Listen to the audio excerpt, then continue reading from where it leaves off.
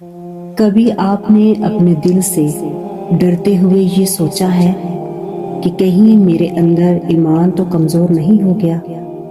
کبھی نماز پڑھتے ہوئے دل نہ لگے، کبھی قرآن کھولیں اور دل کہے کہ آج نہیں، اور سب سے زیادہ تکلیف دہ بات یہ ہو کہ یہ سب ہونے کے باوجود بھی آپ اللہ کو چھوڑنا نہیں چاہتے۔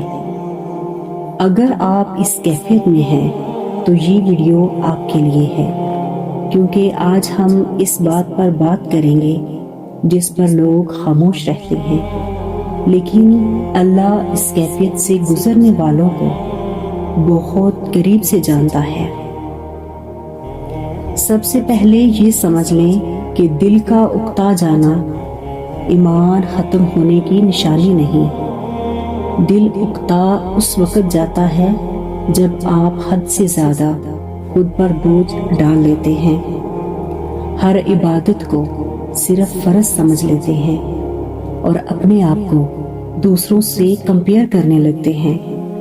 ہم یہ بھول جاتے ہیں کہ ایمان اوپر نیچے ہوتا رہتا ہے، جو کہ نبی کریم صلی اللہ علیہ وآلہ وسلم نے خود فرمایا کہ ایمان گھس جاتا ہے جیسے کپڑا گھس جاتا ہے۔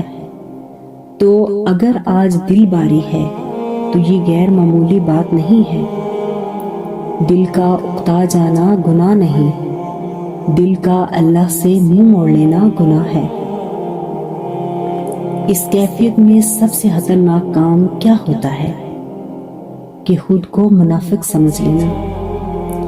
بندہ کہتا ہے کہ شاید میں فیک ہوں، شاید میری عبادت قبول نہیں، یا شاید اللہ مجھ سے ناراض ہے۔ یہ سوچ شیطان کا سب سے کامیاب وار ہے، کیونکہ شیطان نہیں چاہتا کہ آپ عبادت چھوڑیں، وہ چاہتا ہے کہ آپ امید چھوڑ دیں۔ تو یاد رکھیں کہ اگر دل میں درد ہے تو دل زندہ ہے۔ جس دل کو اپنی کمی کا احساس ہو وہ دل اللہ کے بہت قریب ہوتا ہے۔ اور جانتے ہو کہ عبادت بوجھ کیوں بن جاتی ہے؟ جب عبادت صرف لسٹ بن جائے، صرف تعداد بن جائے، یا پھر دکھاوا بن جائے تو دل تھک جاتا ہے۔ اللہ نے عبادت اس لیے نہیں دی کہ ہم خود کو سزا دیں، بلکہ اس لیے دی ہے کہ ہمیں سکون ملے۔ اور اگر آج نماز میں سکون نہیں ہے، دعا میں آنسو نہیں ہے، ذکر میں دل نہیں ہے، تو خود کو مارے نہیں، رک جائیں، سانس لیں اور اللہ سے سچ بولیں، کیونکہ اللہ تعداد نہیں دیکھتا، اللہ دل دیکھتا ہے۔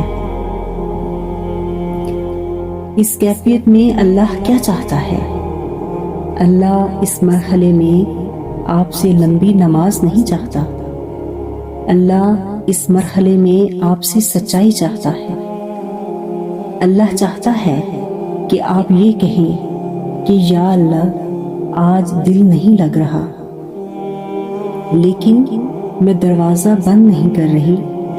یہ جملہ بہت طاقتور ہے، کیونکہ یہ دکھاتا ہے کہ آپ نے اللہ کو نہیں چھوڑا، صرف خود کو تھکا ہوا مانا ہے، کیونکہ اللہ تھکے ہوئے بندوں سے ناراض نہیں ہوتا، اللہ چھوڑ دینے والوں سے ناراض ہوتا ہے۔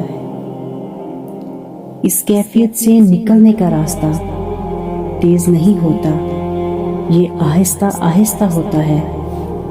فرض کو مضبوط پکڑیں، نفل خود پر لازم نہ کریں، ذکر کو مختصر رکھیں اور اللہ سے بات اپنی زبان میں کریں، کیونکہ کبھی کبھی صرف یہ کہنا کافی ہوتا ہے کہ یا اللہ آج بس میں تیرے سامنے بیٹھنا چاہتی ہوں، اور بس یہی عبادت بن جاتی ہے، کیونکہ اللہ سے بات کرنے کے لیے الفاظ نہیں بلکہ دل چاہیے۔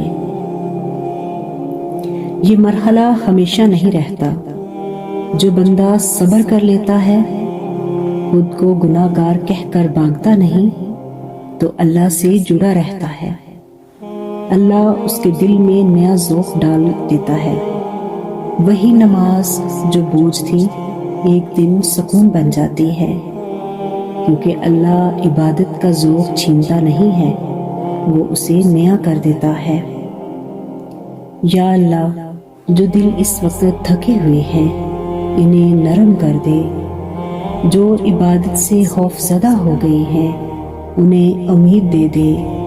या अल्लाह, हमें उन लोगों में शामिल न करना जो थकन की वजह से तुझे छोड़ दे। हमें थके हुए सही लेकिन तेरा बंदा बना कर रखना।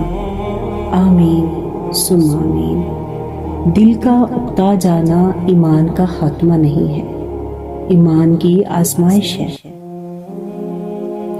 कभी नमाज पढ़ते हुए दिल ना लगे और दिल में डर आए कि कहीं मेरा ईमान कमज़ोर तो नहीं, तो याद रखना कि दिल का उकता जाना गुनाह नहीं है और अल्लाह उस बंदे से कभी नाराज़ नहीं होता जो थक कर भी दरवाज़ा बंद नहीं करता।